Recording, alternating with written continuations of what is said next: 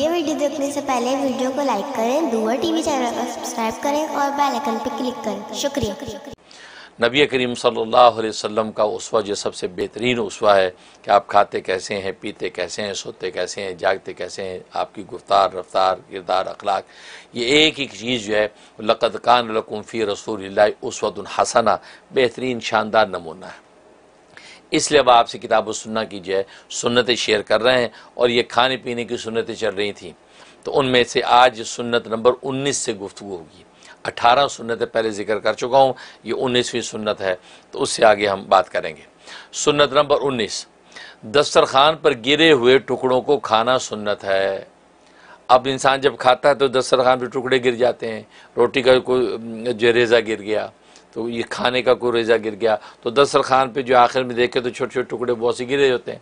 या इंसान जब रोटी तोड़ रहा है, रोटी तोड़ी तो उसका एक आध टुकड़ा नीचे भी गिर गया और इंसान ने लुक़मा बना खा लिया लेकिन टुकड़ा नीचे गिर रहा, तो दस्तरखान पे टुकड़े गिरे रहते हैं। तो दस्तरखान पर गिरे हुए टुकड़ों को खाना सुन्नत है। हज़रत अब्दुल्लाह इब्ने उम्मे हराम रज़ी अल्लाह ताला अन्हु से मरवी है कि नबी अकरम सल्लल्लाहु अलैहि वसल्लम ने फरमाया, जो शख्स दस्तरखान पर गिरे हुए टुकड़ों को तलाश करके खाएगा अल्लाह ताला उसकी मग़फ़िरत फरमा देगा। कैसी प्यारी हदीस है कि रसूलुल्लाह सल्लल्लाहु अलैहि वसल्लम ने फरमाया, जो शख्स दस्तरखान पर गिरे हुए टुकड़ों को तलाश करके खाएगा तो अल्लाह ताला उसकी मग़फ़िरत फरमा देगा। तो हवाला मजमू ज़वाइद सफ़ा नंबर 37 और जिल्द नंबर 5 यानी 5। गोया कि यहाँ ये हदीस मौजूद है। तो गोया कि दस्तरखान तलाश कर करके ढूंढ के झाड़ के इंसान आखिर में जमा कर लेता है और उसको खाए। नोट, अबू शेख रहीमुल्लाह ताला ने बयान किया है कि जो शख्स दस्तरखान पर या बर्तन से गिरे हुए खाने के टुकड़ों को खाएगा, दस्तरखान के पे गिरे हुए या बर्तन से जो है वो गिर गए, कुछ चीज़ें खाने पीने का कुछ गिर गया, तो वो गिर गया, तो फरमाया कि उसको जो खाएगा तो फरमाया कि नंबर 1 तंग दस्ती से महफूज रहेगा और अगर तंग दस्त है तो खुशहाल होगा। पहला फ़ायदा कि दुनिया की तंग दस्ती से महफूज रहेगा और जो अगर तंग दस्त है तो खुशहाल होगा। नंबर 2, वो ख़तरनाक अमराज से बचा रहेगा। ख़तरनाक किस्म के मूज़ी अमराज जैसे बर्स है, जुज़ाम है और आजकल जैसे कोरोना वायरस वगैरह, तो ये मूज़ी ऐसे अमराज हैं, फरमाया उन अमराज से बचा रहेगा। नंबर 3, उसकी औलाद ज़हीन होगी और पागलपन से महफूज रहेगी। उसकी औलाद ज़हीन होगी और पागलपन से महफूज रहेगी। ये कितना बड़ा नफ़ा है, ज़हीन भी हो, पागलपन से महफूज।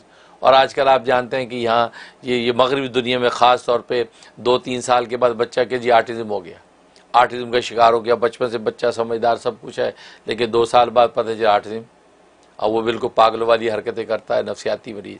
तो फरमाया कि देखो कितना बड़ा नफ़ा कि दस्तरखान से जो है वो टुकड़ों को जो है ढूंढ ढूंढ के तलाश करके खाना शुरू कर दें, बल्कि वही टुकड़े जो है अपने उस बच्चे को जो ऑटिज़म का शिकार हो गया उसको भी खिलाना शुरू कर दें, इसी नीयत से कि अल्लाह इस सुन्नत पे मैं अमल कर रहा हूँ तो मेरे इस बच्चे को जो है शिफा कुल्ली अता फरमा, इंशाअल्लाह उसका पागलपन दूर हो जाएगा।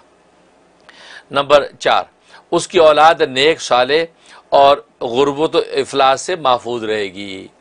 ये एक चौथा फ़ायदा ये, उसकी औलाद नेक साले होगी और गुर्बत व इफलास से महफूज रहेगी। मुस्नद फिरदौस दैलमी का हवाला है। नंबर 5, उसको माली खुशहाली और औलाद में आफ़ियत नसीब होगी। माली दुनिया के अंदर इंसान माली खुशहाली चाहता है, तो माली खुशहाली होगी और औलाद में आफ़ियत नसीब होगी, यानी औलाद भी आफ़ियत वाली फर्माबरदार नेक साले। दुनिया में कितने लोग हैं कि जिनको जो है मालो दौलत तो खूब मिला हुआ है लेकिन औलाद नाफरमान है या औलाद उनको पूछती नहीं है, तो गोया कि वो एक तरफ से अगर आसूदा है तो दूसरी तरफ से तंग है। तो यहाँ पर जो दोनों तरफ से आसूदा हो जाएंगे, माल भी मिलेगा और औलाद भी आफ़ियत वाली। नंबर 6, खाने के रेज़ों को चुनकर खाना जन्नत की हूरों का हक महर है। अब दस्तरखान पे जो खाने के रेज़े गिर गए हैं उनको चुन के इकट्ठे करके खा लिया, फरमाया जन्नत की हूरों का हक महर है। क्या मतलब, गोया कि आपने वो अगर खा लिया तो खाने का मतलब आपने जन्नत की हूरों का महर अदा कर दिया, और जब महर अदा कर दिया तो ज़ाहिर दुल्हन तो मिलेगी, तो इंशाअल्लाह हूरें जन्नत की लाजमी मिलेगी। जब हूरें मिलेंगी तो जन्नत भी मिलेगी, क्योंकि हूरें जन्नत ही के अंदर मिलती हैं। तो देखो कितना बड़ा नफ़ा है कि आखरत का, कि सिर्फ मामूली ये रेज़े जो जिनको इंसान उजब और किबर की वजह से या अपनी ये तबी करात की वजह से छोड़ देता है, तो उसका नफ़ा देखो कितना बड़ा नफ़ा है। और ये इमाम गज़ाली रहमतुल्लाह अलैह इह्या उलूम में सफ़ा नंबर 12 और जिल्द नंबर 2 क्या कि उसके अंदर ये जो है ये रिवायत नकल की कि खाने के रेज़ों को चुनकर खाना जन्नत की हूरों का हक महर है। मैंने बताया हक महर जब अदा हो गया तो ज़ाहिर है कि दुल्हन मिलनी हुरें मिलेंगी, और हुरें मिलने का मुकाम जन्नत है, तो यकीनन जन्नत भी मिलेगी। कितना बड़ा नफ़ा है।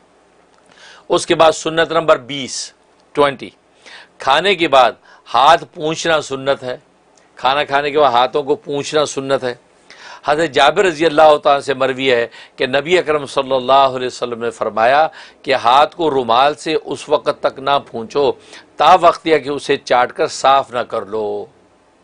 हवाला सही मुस्लिम सफ़ा 175 175 और जिल्द 2।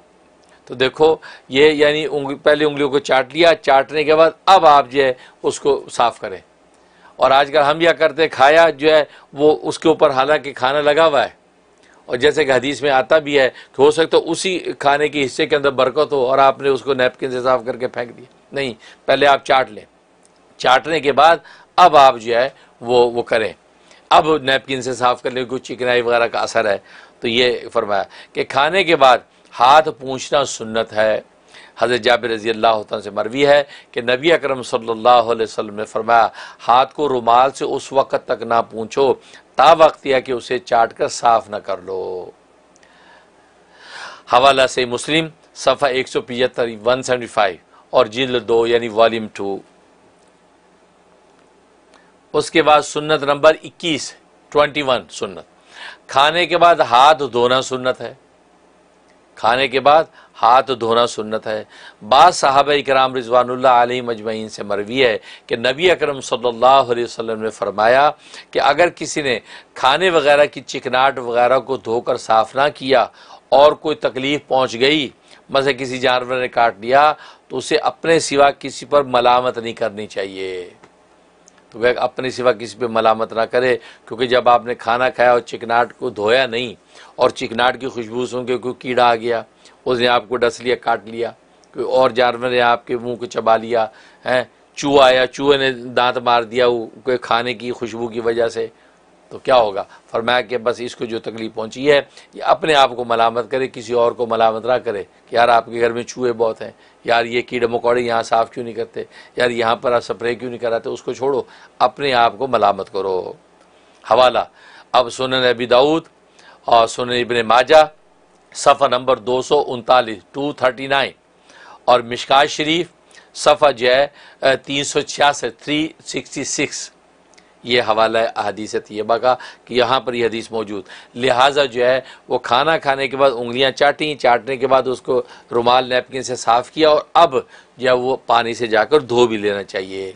और आजकल तो माशाल्लाह साबुन है, एक से एक धोने की ये चीज़ें हैं, तो लिहाजा अच्छी तरह धो के साफ़ करे, क्योंकि उस खुशबू की वजह से कोई जानवर, कोई कीड़ा मकोड़ा आपको ईज़ा ना दे। उसके बाद लिखा नोट, इमाम गज़ाली रहमतुल्लाह ताला ने हाथ धोने की कैफियत को बयान करते हुए लिखा है कि साबुन वगैरह अव्वलन बाएं हाथ में ले, पहले दाएं हाथ की 3 उंगलियों को धोए। बायां साबुन लिया, ये 3 उंगलियों को पहले धोए और उन पर साबुन लगाए, फिर होंठ धोए और उन पर उंगलियां मले, फिर मुंह धोए, दांतों को ऊपर नीचे से धोए और तालू को उंगली से मले, फिर उंगलियों को साबुन से धो डाले। ये वो पूरा तरीक़ा है जो फरमाया सुन्नत तरीका, जिस तरीके से हाथ धोने हैं।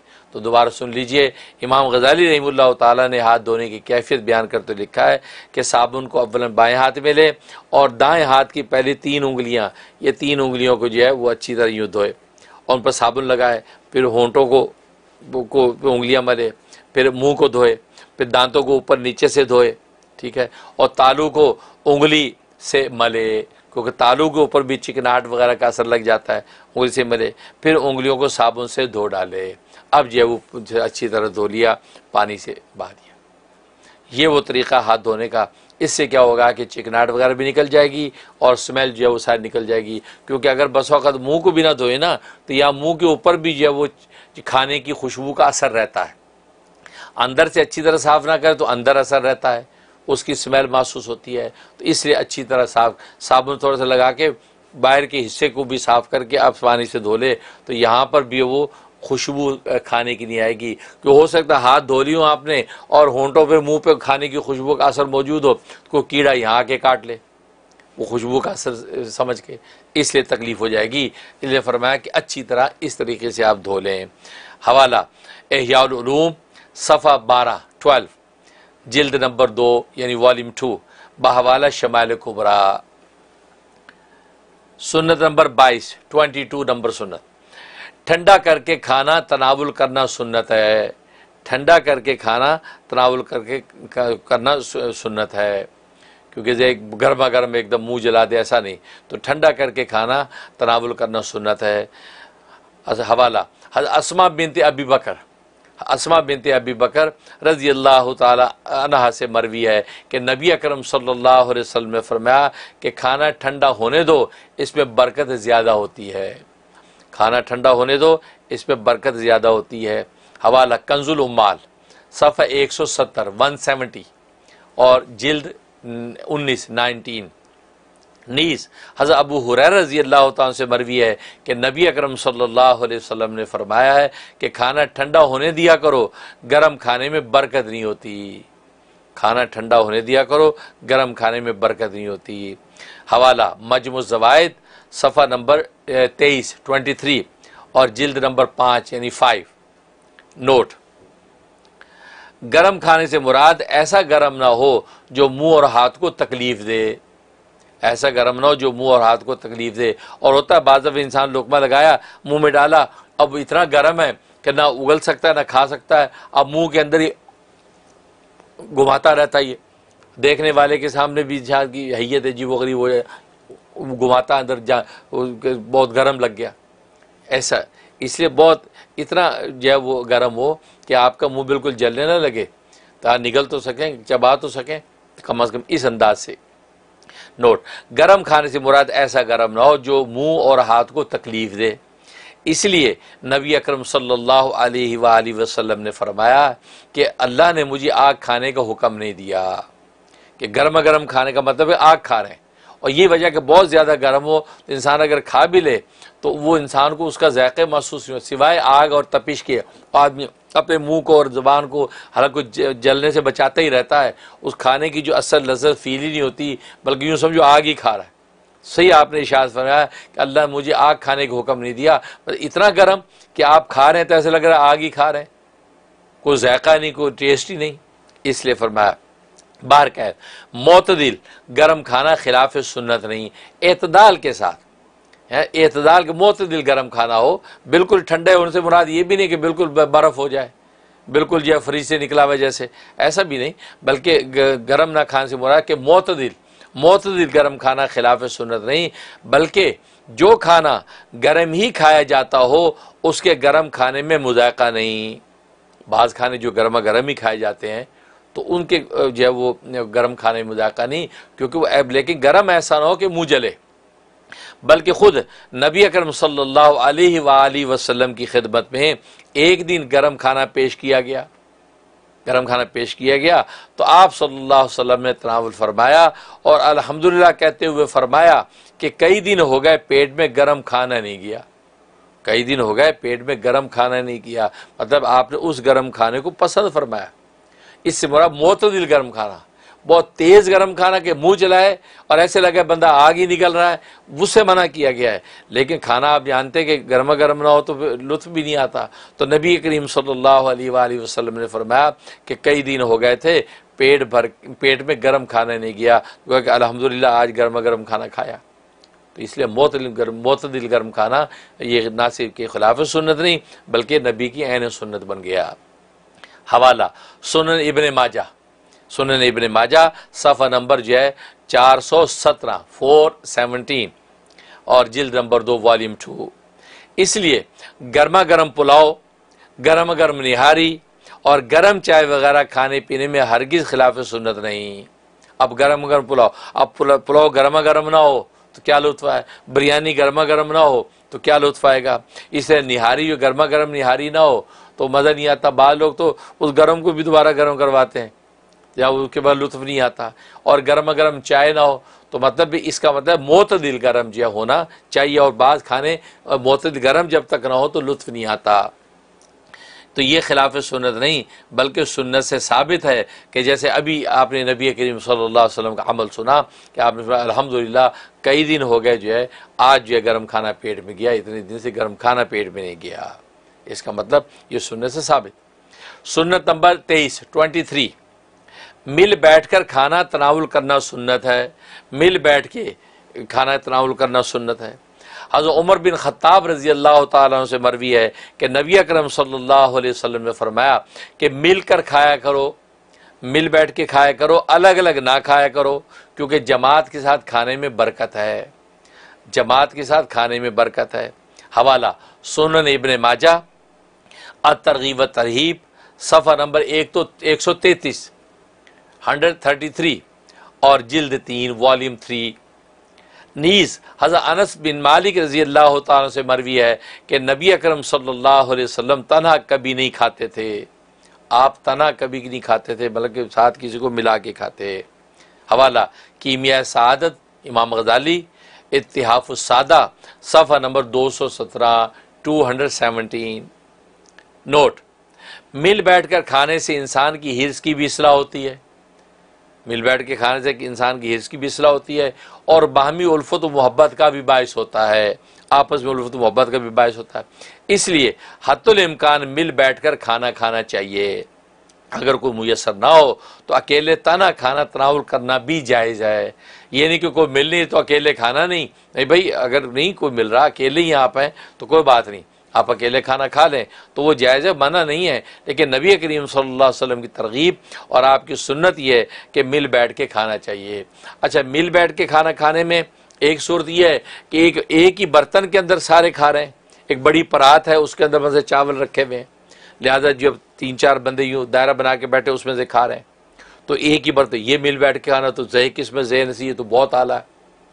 इसमें तो यह है कि सारे जो एक ही बर्तन से खा रहे हैं तो बरकत ही बरकत है। एक ही सूरत। एक सूरत यह है कि मेन डोंगा जिसके अंदर चावल या जिसके अंदर सालन मौजूद है वो डिफरेंट जगह पड़ा है, हर बंदे के आगे प्लेटें पड़ी हैं, वो उसमें से निकाल के अपने बर्तन में डालता है और खाता है, फिर और ले लेता है। रोटियाँ एक दस्तरखान में पड़ी, वहाँ से रोटी निकाल खा, तो ये भी मिल बैठ के खाना है।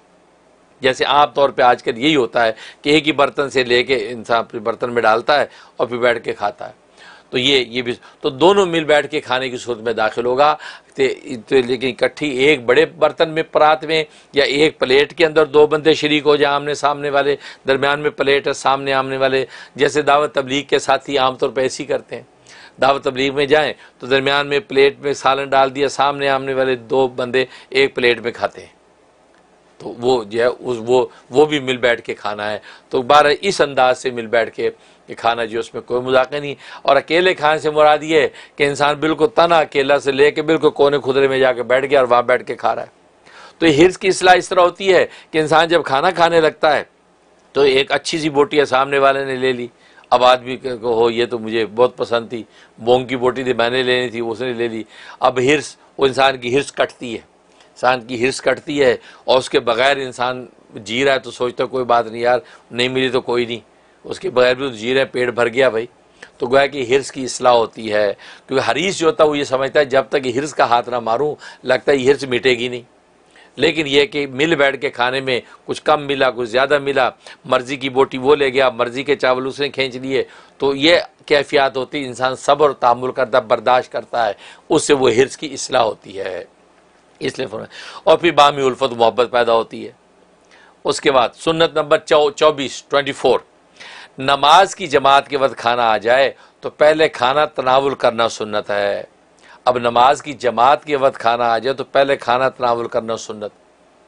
हज़रत आयशा सिद्दीक़ा रज़ी अल्लाह तआला अन्हा से मरवी है कि अगर नमाज की जमात खड़ी हो जाए और खाना आ जाए तो खाना खा लो।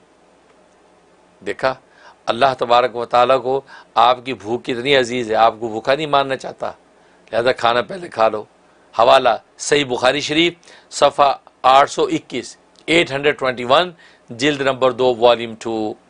नीज़ हज़रत अब्दुल्लाह इब्न उमर रज़ी अल्लाह तआला अन्हुमा नमाज की जमात के वक्त खाना खा रहे होते थे और इमाम की क़िरात की आवाज़ सुन रहे होते थे।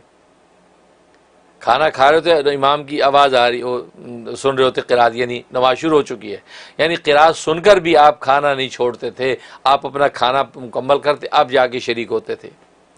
हवाला बुखारी शरीफ सफ़ा नंबर 821 और जिल्द 2।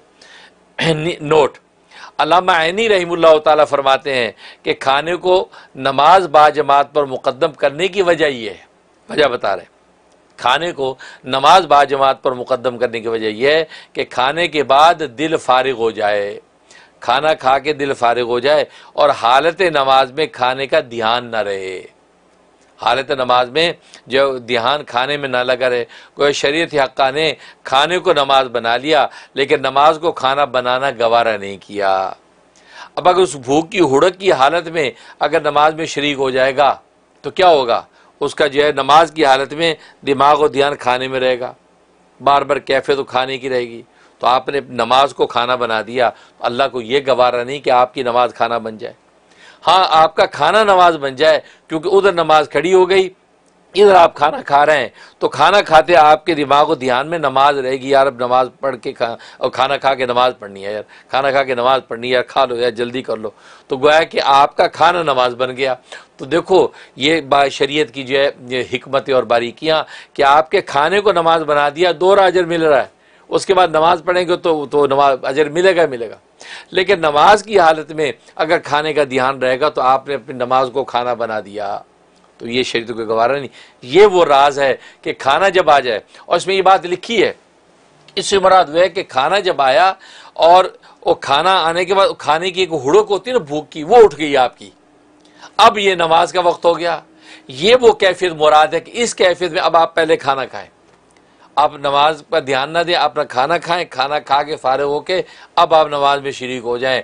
जितनी मिल गई वरना अपनी पूरी करें या 2 साथी मिलके अपनी जमात करा लें, क्योंकि उससे क्या होगा कि वो जो हुड़क जब उठ जाती है भूख की तो उस वक़्त फिर इंसान जो है और नमाज में भी उसके ध्यान में रहेगा।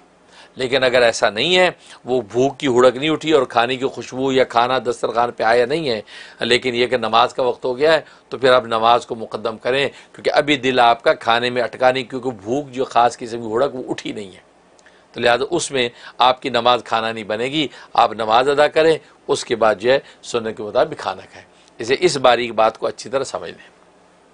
हवाला उम्दतुल कारी शरह बुखारी सफ़ा जो वो जिल्द नंबर 21 सफ़ा 108 जिल्द नंबर जो 21। सुन्नत नंबर 25 जुमे के दिन बाद जुमा खाना तनावुल करना सुन्नत है। जुमे के दिन बाद जुमा पढ़ने के बाद आप खाना तनावुल करें जुमे वाले दिन, तो जुमे के दिन बाद नमाज जुमा खाना तनावुल करना सुन्नत है। हवाला साल इब्न साद रज़ी अल्लाह ताला से मरवी है कि हम लोग जुमे के दिन जुमे के बाद खाना खाते और कैलूला करते थे, जुमे के बाद खाना खाते और कैलूला करते थे। हवाला सही बुखारी शरीफ सफ़ा 813 जिल्द नंबर 2 वॉल्यूम 2 और तिरमिज़ी सफ़ा 69 और जिल्द 29। सुन्नत नंबर 26 दोपहर के खाने के बाद कैलूला सुन्नत है। दोपहर के खाने के बाद जो है वो कैलूला सुन्नत है। हवाला हज़रत अब्दुल्लाह इब्न अब्बास रज़ी अल्लाह तआला अन्हुमा से मरवी है कि नबी अकरम सल्लल्लाहु अलैहि वसल्लम ने फरमाया कि दिन को सोकर रात की इबादत पर क़ुव्वत हासिल करो, दिन को सोकर रात की इबादत पर क़ुव्वत हासिल करो। हवाला सुनन बहकी शुअबुल ईमान सफ़ा नंबर 182 जिल्द नंबर 5 नीस हज़रत अनस रज़ी अल्लाह ताला से मरवी है कि नबी अकरम सल्लल्लाहु अलैहि वसल्लम फरमाते हैं कि कैलूला करो क्योंकि शैतान कैलूला नहीं करता, कैलूला करो शैतान कैलूला नहीं करता। कि दोपहर का खाना खाने के बाद थोड़ी सी इस्तिराहत करना, जिसको आज अंग्रेज़ी ज़बान में नैप कहते हैं कि नैप, छोटी सी नैप ले ली, तो नैप ज़रूर ले लिया करो। तो हवाला तबरानी शरीफ इत्तिहाफुस सादा सफ़ा नंबर 143 143 और जिल्द नंबर 2 यानी वॉल्यूम 2। इनकी बात फैलाना सदका जारिया है। सवाब की नियत से वीडियो को शेयर कीजिए। शुक्रिया।